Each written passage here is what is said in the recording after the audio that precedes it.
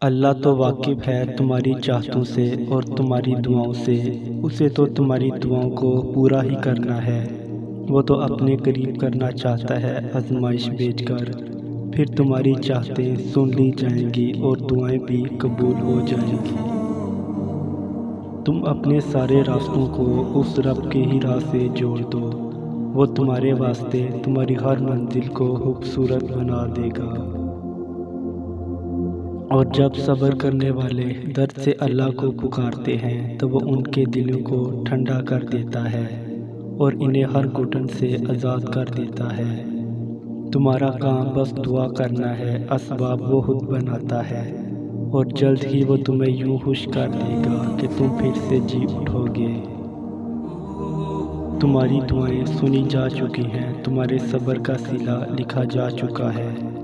اب تمہیں تمہارے یقین کے معجزے دکھائے جائیں گے تاکہ تم جان سکو کہ مخلص دل اہتمام میں ہمیشہ جیت جاتا ہے، اور تقدیریں اللہ کے ایک اشارے پہ بدل جایا کرتی ہیں۔ اللہ تمہارے ساتھ ہے اور وہ ہمیشہ تمہارے ساتھ رہے گا۔ وسیلے وہاں سے نہیں بن سکے جہاں سے تم نے سوچ رکھا تھا، تو یقین رکھو کہ وسیلے اب وہاں سے بنیں گے جہاں سے کوئی بھی تصور نہیں کر سکتا۔ ٹوٹے ہوئے دلوں کا ٹھکانہ اللہ کے سوا اور ہے ہی کہاں، بس وہی ہے جو انہیں جوڑتا ہے اور ان زخموں کی مرہم بنتا ہے۔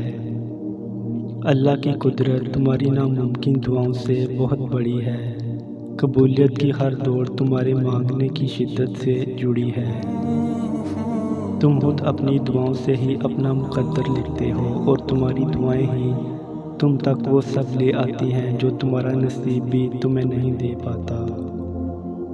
وہ انتظار کرتا ہے کہ کب میرا بندہ تھک ہار کر میرے پاس آئے اور میں اس کے دل کو سکون سے بھر دوں۔